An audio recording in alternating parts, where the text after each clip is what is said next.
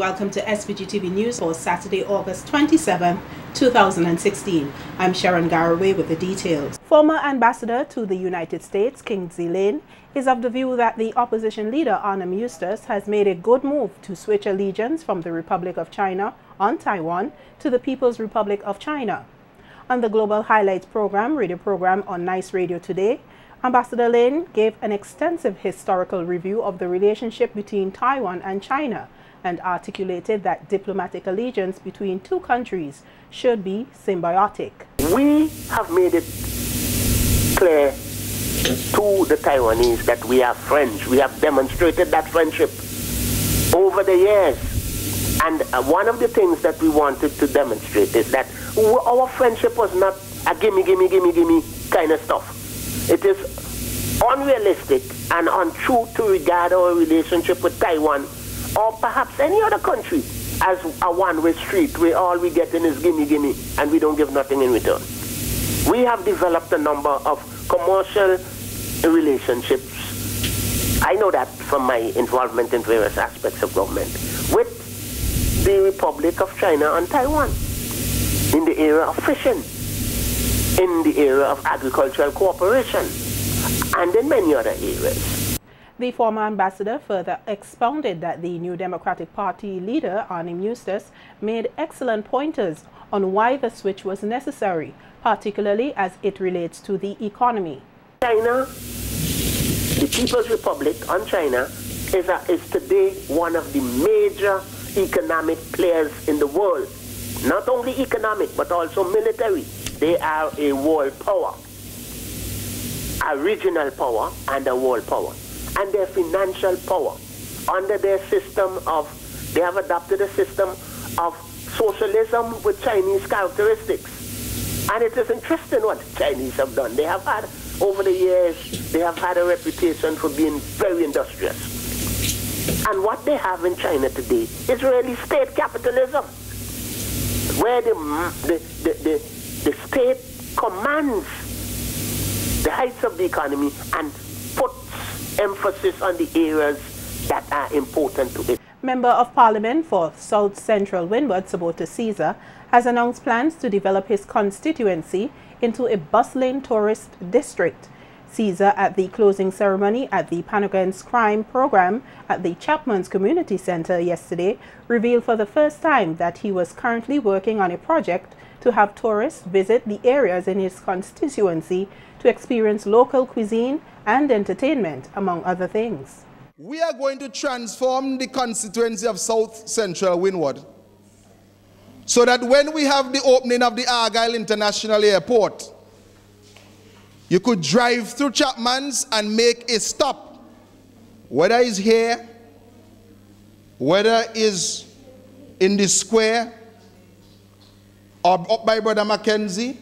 When you come to Chapman's, the tourists and the tour buses could make a stop, and we won't need a whole pan side, but one of these youngsters may be playing a pan, and the tourists coming out, and you're selling a little tulunks, your little fudge, your little chichi cake, your little tart and slice, people drinking the coconut water, cookie, you're roasting a little breadfruit, the tourists seeing how to eat and to do the smoked herring. Caesar, who is also Minister of Agriculture, also highlighted that there are plans for a bed and breakfast apartment-style accommodation for visitors.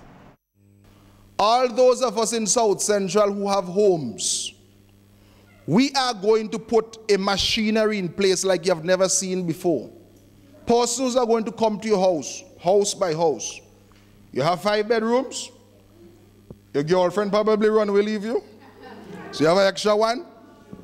Or your children overseas studying, so you have an extra room. And those rooms, we are going to work with the Ministry of Tourism. And Brother Douglas already have this thing here planned out for many years now, just waiting, because he don't want to implement it too early before the international airport comes. He has to come in the right time. Students and parents have been preparing assiduously for the commencement of yet another academic year as they continue to take part in several orientation seminars. SVG-TV News caught up with parents and students who will begin another chapter of their academic life. One parent said she is pleased with what she has gathered during the orientation process so far. She said her daughter's school added the institution as a positive impact on her child's development. It was very challenging, and I had a lot to do between work and preparing her, but I got through very quickly, and it was exciting also, and I'm very proud of her. It's good for the children that to build their self-esteem and you know, get them really in act. What are your expectations? Good achievements and better behavior, role models, and so on. Better behavior from the children. Meanwhile, Shadia Williams, a fifth form student who is responsible for offering peer support and guidance to the new students, told SVGTV News that she plans on being an exemplary role model to all the new students. I had to give the new Form 1s a tour of the school and show them what is what, so that they can be familiar to the new surrounding when they come next week Monday. Okay, as a Form 5 student, how do you think you can have a positive impact on the Form 1s? Well, I can have a positive impact on them by following the rules and make sure I'm well dressed like how I'm supposed to be and following the rules, and you know, and they will watch me and do the same thing, and by doing that, well, following me and doing the right thing. Additionally, principal of the St. Vincent Girls High School, Andrea Bowman, explained that they made a decision to have a 2-day orientation designated for parents and students individually. She said over the past 13 years, it has proven to be very effective. Bowman added, however, she expects nothing but excellence from the upcoming school year. Our fifth formers are our leaders. This is their 5th year in the school, and we always tell them that they are carrying the traditions of our 105-year-old school on their shoulders. They're doing this because they have had the experience, they have operated within the rules, they know our expectations of them, and they have high expectations of themselves too. So then they present themselves as the leaders, as the role models, and they are the ones who the first formers have to look towards for guidance. So as I said this morning, we had the probationary prefects. We still call them probationary prefects, although by Monday morning they will be fifth form prefects because they will be pinned on Monday morning. So we had them interact with the first formers this morning. So the first formers have already identified them as the ones they would look to for guidance and what have you. Of those fifth formers, we expect excellence, we expect guidance, we expect them to hold our traditions safe for us. Schools here are expected to reopen on Monday, September 5th, and we wish the students all the best. Musical director for the Southeast Steel Orchestra, Marlon Nanton, is calling on artists to pay greater attention to their musical craft. Nanton, who was on the featured guest program, Leadership in Focus, said that while there are a lot of talented artists in the country, they needed to hone their craft and get more training, as she believes this will result in more quality product. I think music is an area, a subject area. I mean, music is offered in school, it's offered for 6, you know. Right. It's something that needs to be treated seriously as other subjects, as the math, as the sciences. And if you so desire to head down that path, go and get qualified, do your research, build your craft, work on your skills, so that at the end of the day, you produce something of quality.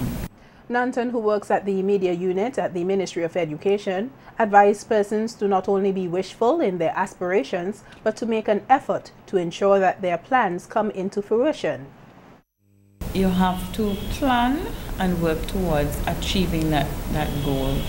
When you're close to achieving that goal, you have to set other goals, so you're always striving for better. That's how you keep rising.